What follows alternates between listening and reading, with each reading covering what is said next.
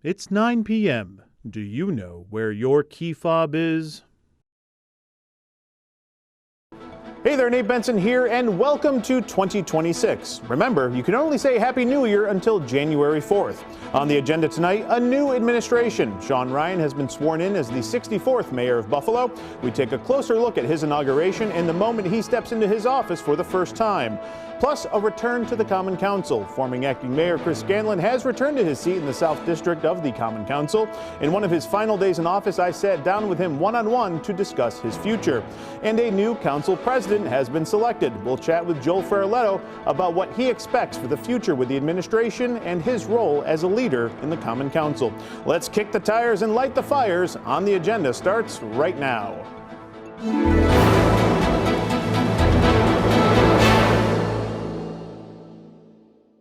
On New Year's Day, the end of a very unique political cycle culminated as Sean Ryan was sworn in as Buffalo's 64th mayor. All of this began when Byron Brown resigned from office in October 2024 to take a job at the Western Region OTB. Chris Scanlon, who served as council president at the time, became the acting mayor. But Scanlon did not win the primary for mayor this past June, setting the stage for Ryan to become the next chief executive of Buffalo. Are you ready? I'm ready. All right. Please repeat after me. Raise your right hand. I, Sean M. Ryan, I, Sean M. Ryan, do solemnly swear do solemnly swear that I will support the Constitution of the United States that I will support the Constitution of the United States and the Constitution of the State of New York, and the Constitution of the State of New York, and that I will faithfully discharge the duties and that I will faithfully discharge the duties of the office of Mayor of the City of Buffalo of the office of Mayor of the City of Buffalo according to the best of my ability. according to the best of my ability. Congratulations. Thank you, Judge. Thank you. Thank you. Thank you. Thank you. Mayor Sean Ryan. Thank you. So wonderful. I will work every single day to earn your trust. Over the past years, I listened carefully to the people of City of Buffalo. I spoke with residents who love this city deeply and want it to work better for their families. I heard the pride they have in their neighborhoods and the frustration they feel when government doesn't meet their needs. I heard their hopes for their children and grandchildren and a clear desire for a city that feels dependable again. Those voices shaped my campaign, and now they shape the responsibility of this office. They are the standard by which my administration will be judged, and they will guide how we govern every day. City government earns trust by doing the everyday things well. When the streets are safe and the snow is cleared, when parks and community centers are cared for, people feel respected. We refer to these things as the basics, but they're not small things. They're how residents experience their government. Getting them right is how we build trust. And when we show that we can be trusted with the basics, we create the foundation that allows us to take on the bigger, tougher challenges facing our city. It's no mystery. We have some big challenges: housing affordability, aging infrastructure, economic inequality. I won't pretend that solving these problems is going to be easy. There's a lot of hard work ahead, but I will tell you this: I am up for the challenge. I am ready to govern. I'm ready to make the tough decisions, and I'm ready to do the work that this moment demands. This is a moment of choice for our city.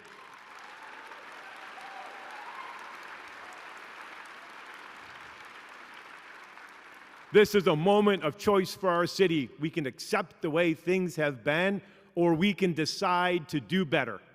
We can settle for a government that reacts, or we can build one that plans, delivers, and earns trust. I'm choosing to build. Our work will be guided by a few clear principles. First, a city government that works. One that's responsive, one that delivers, one that is accountable to all the people that it serves. Second, neighborhoods matter. Every neighborhood in every part of the city of Buffalo. They aren't an afterthought, and they are a reason for everything we do. Third, our growth, our success must be shared, because growing a city only succeeds when opportunity reaches everyone who calls it home. And finally, leadership must be rooted in integrity, transparency, honesty, and respect for the people we have served. Buffalo has been blessed with extraordinary assets. We all know it. The beautiful river, a waterfront, fresh water that's unmatched, arts, cultural, that defines us, institutions of higher education, and of course, professional sports. Our teams bring us together. But the assets alone, they don't build the city. Leadership does. Partnership does. Follow-through does. Our responsibility now is to bring the city's strength together with purpose and intention, and to make sure they serve all the people who call Buffalo home.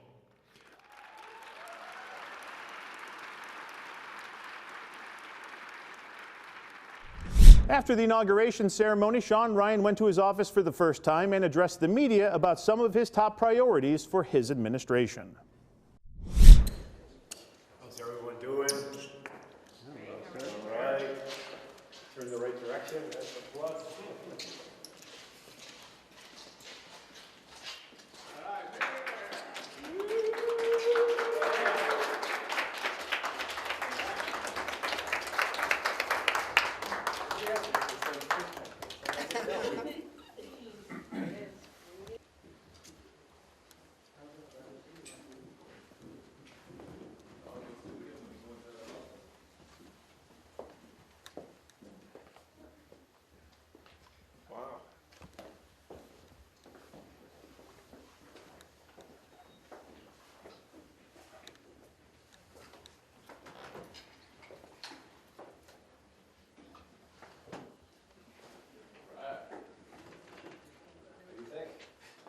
I kind of like it. It's nice. Well appointed. Desk is nice. The fish has been here since the Brown administration. Are you going to keep it, or? Somebody asked me if there's still fish tanks. I told them I had no idea, but there's another big tank in the lobby. Thanks so much for coming down, everybody. The inauguration was a terrific success. And part of why we have inaugurations is because we live in a democracy. And after we have peaceful democratic elections, there's a peaceful transition of power. And you do that publicly and transparency so all the people could see. You know, when a new CEO of a company comes in, they don't have a big party and a big inauguration because it's different. You know, the government's different. And this was an opportunity for the city of Buffalo, you know, to publicly see the new leader that they elected. But also to pass the torch from the ongoing. So great day today, and it's very interesting and somewhat awe-inspiring to have walked into the mayor's office. It's a tremendous feeling. Did anyone have any questions? All right, Mayor, you've been sworn in for about 3.5, 4 hours now. Have the city finances been fixed yet? Well, one thing I worked on from last night was stopping the snow. So I worked all morning on making sure there was no more snow. So we got that taken care of. And tomorrow is a brand new day. Well, I'll take on the next big issue. All kidding aside, during the campaign, you said day one you'd be reaching out to the state controller Yep. to do an audit of the city finances. Here we are, day one. Have you had that conversation with the state controller? We've had several conversations with the comptroller's office to see how they can help us. And the help we're looking for, you know, is to verify our numbers and what we think the city's fiscal picture is, just to get through this year, you know, remembering that I'm inheriting a budget halfway through. So the budget that's in place, you know, will stay in place until the end of May. So during that time, we have to get a really good handle on it. And between the control board, the Buffalo Fiscal Stability Authority, and the state comptroller, you know, we're already doing good work in that direction. You talked about transparency a lot during the campaign, in pledging to be a more transparent city hall than maybe we saw in previous administrations. So, you know, the first test, the IA investigation regarding the officers that responded to the Granville crash just concluded a couple days ago. Yeah, I noticed the timing of that it just seemed to be just before I took office. Well, I mean, will you direct the interim commissioner to release that report so the public knows exactly what was investigated and get all the details of what happened that night? I've already spoken to the incoming corporation counsel. We're trying to figure out exactly, how much information that we can release, and we're going to release all the information that we're permitted, to release. The public needs to have a better understanding of the Granville situation. Why did it take so many months to conclude an investigation? Mind you, every one of the officers who are under investigation stayed home and got paid for month after month after month. And at the end of it, it didn't seem like the investigation really yielded much. It could have been done in a series of weeks. So we're going to take a very close look at that. If I had my druthers, that case would not have been settled until after I took office. Do you take exception to that, the fact that it may have wrapped up before the transition of power? I think it makes people think that they shouldn't trust government because throughout this process, it's been talking about transparency and accountability. And concluding the investigation just hours before I took office, I think it lends to the impression that there was no accountability and no transparency, and the conclusion of the investigation was timed to coincide with my taking office. And that's a mistake if you're trying to ensure the public that the law applies to everybody in the city of Buffalo, regardless of who you are. Well, over the weekend, we saw the closure of downtown's only movie theater. Today news broke that Allen Burger Ventures closing in Allentown. During the campaign, you promised a comprehensive downtown business plan. There were plans to bring downtown back to life. When can the public expect details for that plan? We're going to start working on that, right away. We've already been in conversations with Buffalo Place, trying to get a handle on how they view this situation. We've been talking to downtown property owners, building owners, as well as retailers. But we want to have it so we know the direction we're moving in downtown development. So when blips happen, because in our economy, there's always winners, there's losers, there's restaurants that open, there's bars that close. We just want to have a dynamic economy downtown. So, when the bad news hits and a movie theater closes or a restaurant closes, in the same time, you could report that several businesses opened during the same period of time. So I know the Allen Burger Venture had a very long run on Allen Street. But the real test of the impact of that closure will be several months from now, is another restaurant in the spot? And if there's another restaurant in the spot, then that's a reflection of the ups and downs of the business cycle and the new entrepreneur came in. But if months go by and the spot's empty, well, that's a reflection on a bad business climate, which we'll have to endeavor to fix. You're going to be jumping into budget season here in just a matter of weeks. Those preliminary conversations with your administration, what is one of the, or any of the top budget priorities as you look ahead to next fiscal year and the first Sean Ryan budget? Yeah, I mean, the budget priority number one is figuring out our deficit. We've looked at the first quarter and the second quarter. It looks like we're not going to finish this year balanced. We're going to have a deficit to finish this year out, which means you're going to have to borrow. You're going to have to do some sort of debt, bring on debt to pay your current expenses. That's not where anybody wants to be. So as we're tackling that and running that to the ground, we're going to be looking at creating our own budget for the 26-27 fiscal year. But that budget is going to be an honest budget. It's going to accurately reflect our revenues coming in. It's going to accurately reflect our expenses. That's what you call a structurally balanced budget, and that's what I'm going to be delivering. Thanks, everybody. Yeah, thanks everyone for coming down. Have a great new year. Any resolutions you want to share, or besides fixing the finances or anything? I'm trying to get an AI bot to do press conferences for me. Thank you. Thank you. Next on the agenda, with the incoming mayor getting settled on the second floor of City Hall, what's next for the outgoing mayor? For Chris Scanlon, it's a return to the Common Council. We'll be right back after this.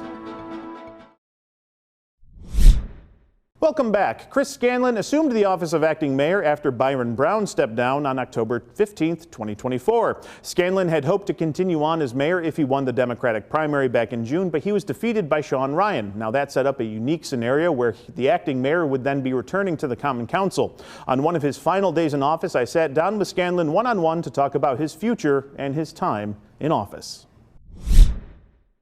You know, looking at here we are, council chambers, council floor, spent 12 years here.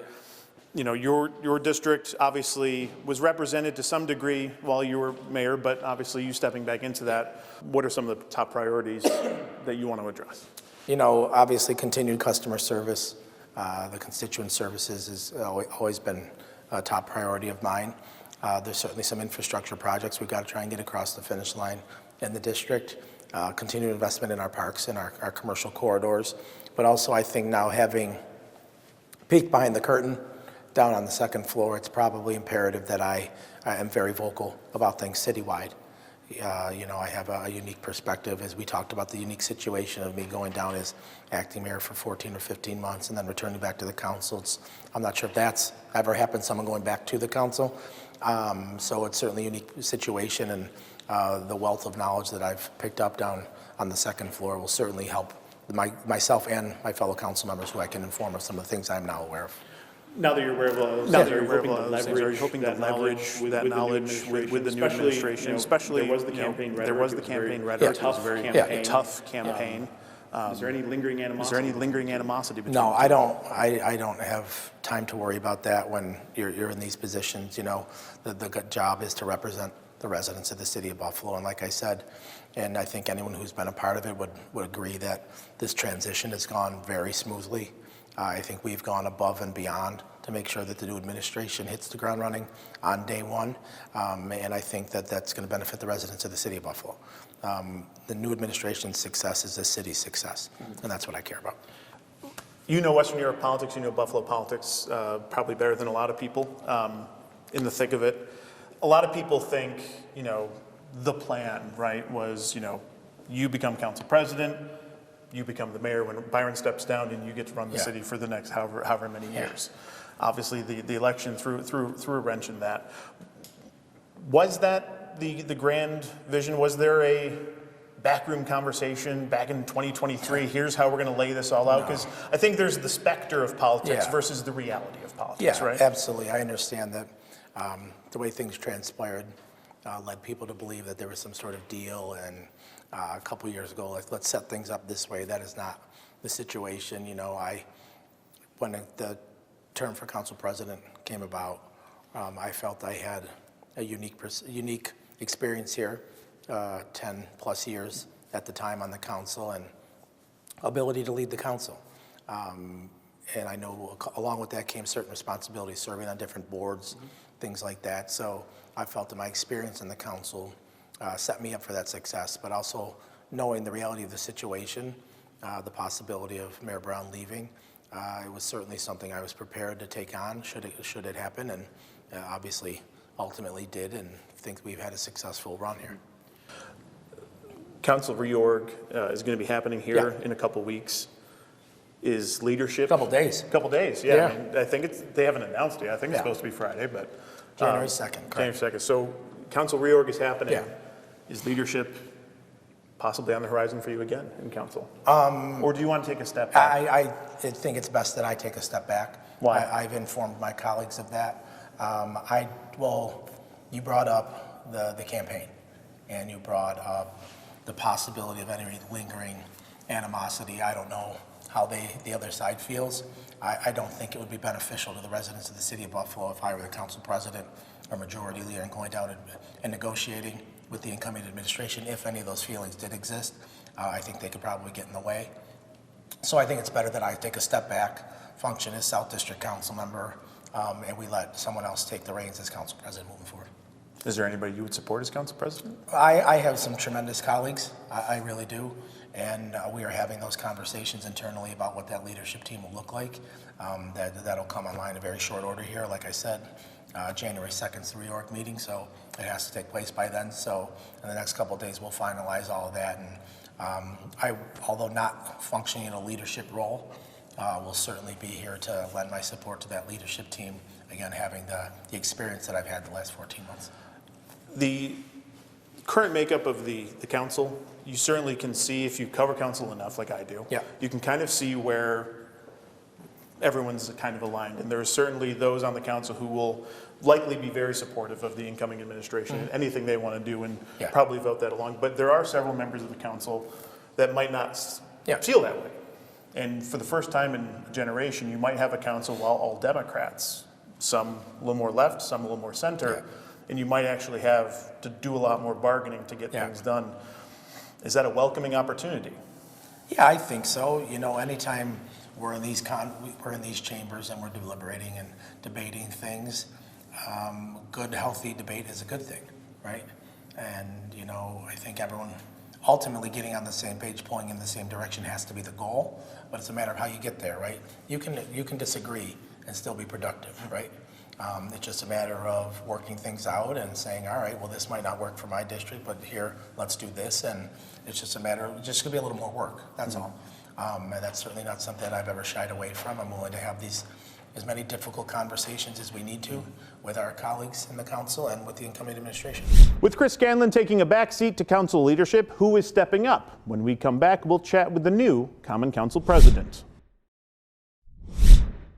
Wrapping up the agenda, the Buffalo Common Council had its reorganizational meeting this week. Delaware District's Joel Ferraletto has been selected as the new council president. We spoke with him shortly after that meeting. So I have been on the council. This is for 10 years now, and I had some great conversations with my colleagues, and we were talking about what new leadership would look like, and I'm fortunate that my colleagues unanimously supported me, and I look forward to working with them in leadership and all of my colleagues on the Common Council. The council members that were here a long time should have known about the financial distress that's going on in the city. How do you respond? If you can just start from the beginning, I didn't hear For council members that. that have been here a long time like yourself, how do you not take some of the blame for the financial stress that's been on the city? Yeah, so out of the council members, the 9 council members that we have, I think the longest serving one has been 20 years, and we have 2 members that have been here for 2 years. And we need to work together. We need to work with the new administration. We need to address fiscal issues. We need to work on other things together and just keep moving the city forward and work on coming up with solutions. Well, this is a day where everybody is saying we'll work together. Let's face it, government isn't perfect. There can be friction, especially in dealing with funding issues. We just heard your majority leader say, we're going to be independent. Would you stress that message as well to the incoming Ryan administration? Yeah, so I think it's important to have the separation between the administration and the council. We're 2 different bodies.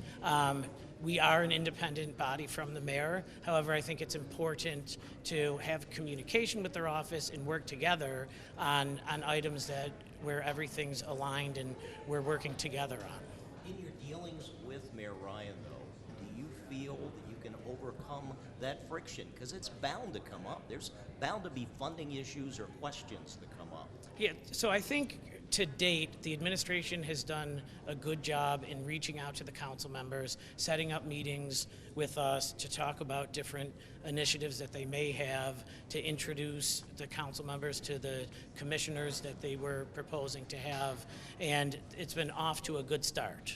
And you feel this is definitely a departure from what you saw with the previous administration? Not Mayor Scanlon, but Mayor Brown. I know with Mayor Brown, his team did try to work with the council, and I know there were certainly times of friction, but I plan on working together with the new administration and my colleagues as well.